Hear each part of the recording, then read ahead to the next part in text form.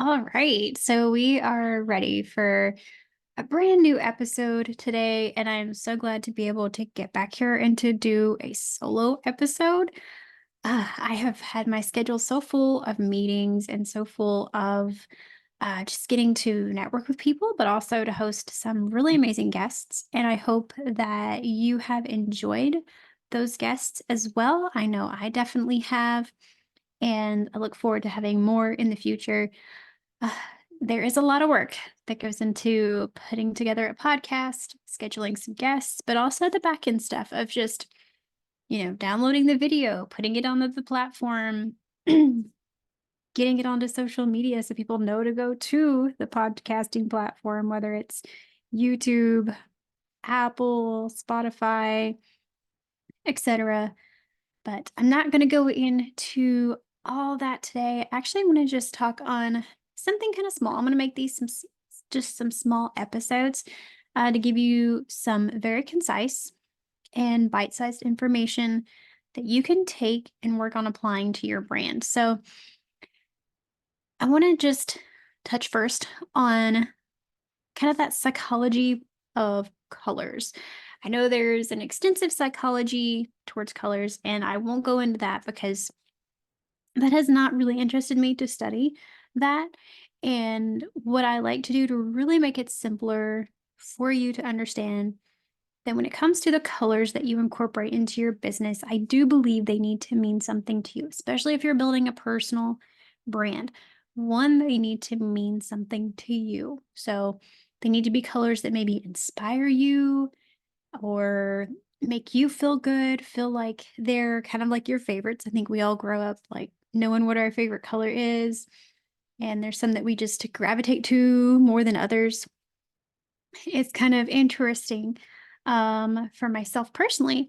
If you notice on a lot of my branding, there is white, there is this kind of vibrant pink, magenta color.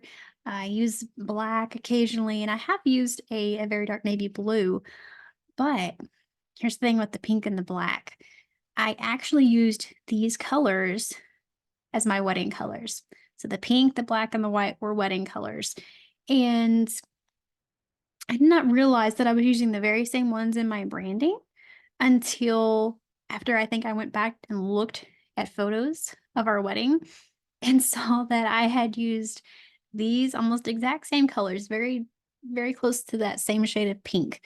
Um, in our wedding and some of the decor, I had these very beautiful um, pink stargazer lilies in my bouquet. And so, I just felt like that this color is just something I've kind of carried with me.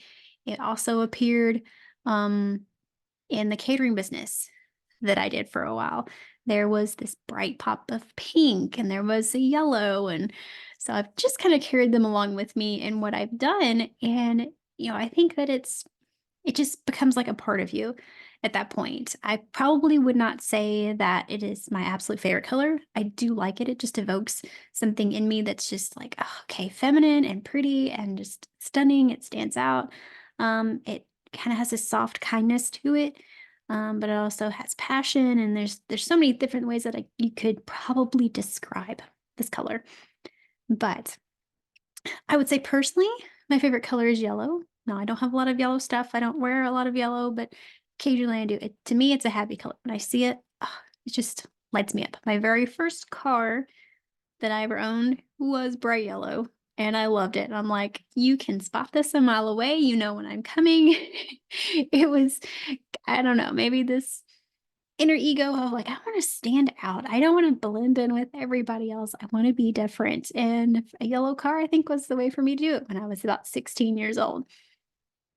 But there is such a beautiful thing about getting to choose your brand colors. It needs to resonate with you, kind of spark a little bit of that creativity, that passion for what you're doing. It needs to stand for what you really want with your business, what you're hoping to spark and inspire, the results that you're hoping to achieve. It's gotta stand for your business as well. So it's kind of number two. Besides number one being something that resonates with you, I think number two, it needs to resonate with your business. what it is that you're doing. I recently talked with a prospect and she was explaining her business and kind of what she saw for this new chapter that she was doing, this new thing that she was creating, this business entity. And she was talking about how she wanted these elements in it to represent something natural, something very grounded, something that was spiritual and in a sense, but also very grounded. And she's like, every time I look up spiritual things, it's all these blues and stars and so forth. And she's like, but I feel more like a tree, like with roots, something that goes deep. And I was like, that's okay. I was like, this is good imagery. This is really good imagery because she had a lot of brown tones already in her current existing brand colors. And I was like, we can work with this if we need to kind of make this very similar to your own personal brand that you've been growing, but also separate this as a complete business entity. So it needs to reflect what it is that you want to accomplish in your business. For her, it was giving people a strong foundation to run their business with, helping them with all the ins and outs and the structure of how they're building their business, but also coupling it with this human design and spiritual aspect. And so, it played with both of those kind of like logic and intuition. And, you know, whatever colors that she ends up going with need to really be a strong reflection of both of those things.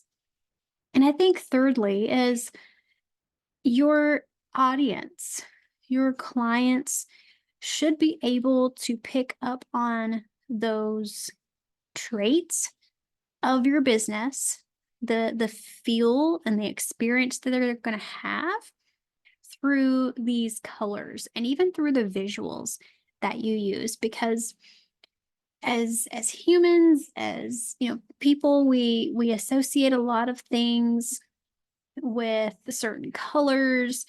If you think about elementary school children, kids in preschool, they're learning their colors. They're seeing books that have lots of pictures of things all the same color. If they're looking at the color red, they're seeing strawberries, they're seeing little red wagons, they are seeing apples, they're seeing so many things that we naturally see in the world that are that color. So I kind of like to explain that when you are looking at brand colors, what do you already see or get a sense of out in the world, whether you've seen it on a lot of other people's branding, in a lot of other businesses, out in nature, um, wherever it is used and commonly associated with, that's most likely where your audience and clientele is going to associate with the colors you're using. If it's very business and it's very professional, those are a lot of monotone colors. They're grays and black and whites. They're dark blues and so forth. And it just has this very corporate type feel to it. If you're into more of a, let's say, a naturalistic and fun-loving 60s vibe, you're gonna have probably a myriad of colors. You can think of the 60s era with the hippies and the all the bright colors of oranges and pinks and greens and just all these different things. Um, Knowing what type of feel, what type of vibe that you want to give your audience to experience when they come in contact with the branding that you're using, online or offline. You can use this in a storefront. You can use this in an online website. You can use this in your social media feed. What are these colors that you're picking up consistently? What also are the images that help add to that? Helps to give that vibe. I know that there was a recent person that I stumbled across, and I was reading a couple of their blogs, and everything they had was very minimal, very aesthetically pleasing. It was very simple. The colors were neutral and muted, and I was curious if she carried this over into her Instagram. So when I looked at it, I could see the very same style fonts. I could see the very same style in photography, as well as the coloring was similar. And I just got this very cool, calm, collected vibe. Not overtly in your face. It seemed like if I were to actually talk with her or meet her or work with her, that I would probably experience a very calming atmosphere, a very reserved, I would see a very reserved person who is just very open and understanding who I am. And those colors really were able to give me that type of vibe. That little spark of color, had she added a spark of color, I probably would have got more of a fun-loving type sense. So, like, if you come across mine and you see that bright pink, I do have this fun-loving side. I love to just have fun. I want to have joy in the things that I do from day to day, even in my business. I want the same thing for my customers and clients.